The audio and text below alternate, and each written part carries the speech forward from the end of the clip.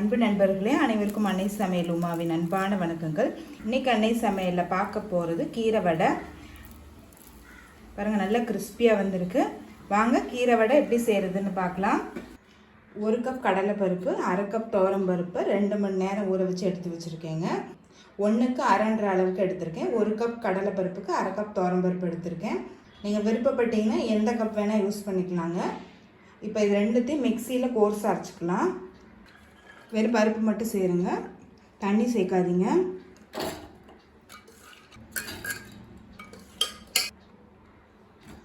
ஒரு பிடி கடலை பருப்பு எடுத்து வச்சுருக்கேங்க. 2 தடவையாக போட்டுக்கலாங்க. ஒரு காஞ்ச மிளகாய். இப்போ இந்த மிக்சியில் கோர்ஸாக அரைச்சிக்கலாங்க. இது மாதிரி கோர்ஸாக அரைச்சிக்கோங்க. அரைச்சாச்சுங்க.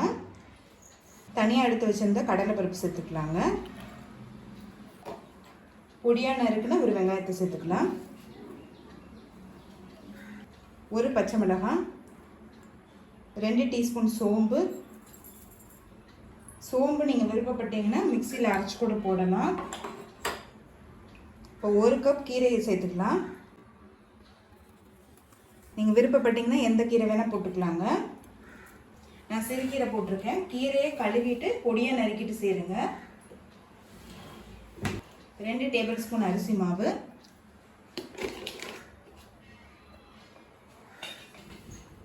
கருவேப்பிலை, கொத்தமல்லி,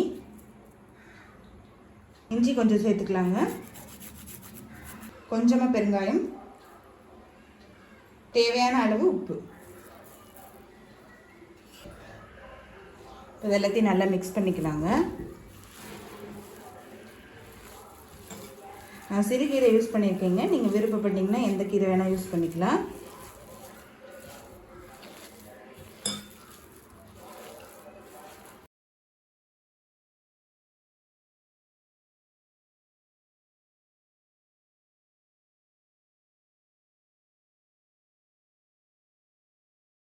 கீரை நல்லா பொடியாக நறுக்கிக்கோங்க. அப்போ தான் நம்ம வடை தட்டும் போது ஈஸியாக இருக்குங்க.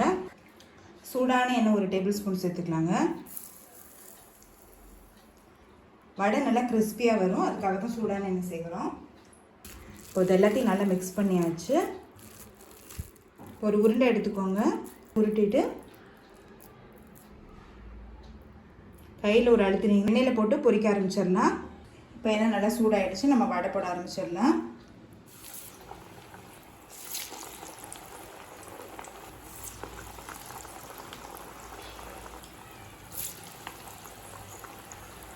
ஸ்டவ்வை நல்லா மீடியம் ஃப்ளேமில் வச்சுக்கோங்க. நல்லா கலர் மாறுற வரைக்கும் வெயிட் பண்ணலாங்க.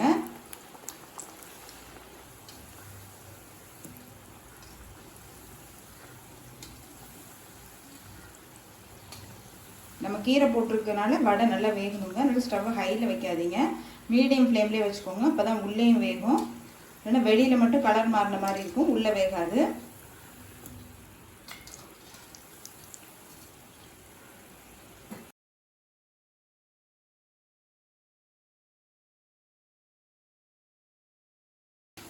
இது முதல்ல போட்ட வடை பார்த்திங்கன்னா நல்லாவே கலர் மாறி இருக்கும். இப்போ அதை எடுத்துடலாம். இப்போ கீரை வடை ரெடி ஆகிடுச்சுங்க. இப்போ இதை எடுத்துடலாம்.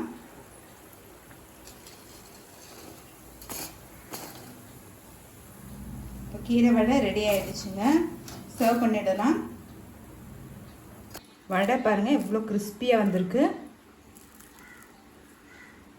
உள்ளேயும் பார்த்திங்கன்னா கீரை வெந்திருக்கு. கலர் பார்த்தாலே உங்களுக்கு தெரியும், நல்லா மாறி இருக்கும். சுவையான கீரை வடை ரெடி ஆகிடுச்சு. ரெசிபியை ட்ரை பண்ணி பாருங்கள், கண்டிப்பாக உங்களுக்கே பிடிக்கும். ரெசிபி பிடிச்சிருந்ததுன்னா வீடியோவை லைக் பண்ணுங்கள், கமெண்ட் பண்ணுங்கள், ஷேர் பண்ணுங்கள்.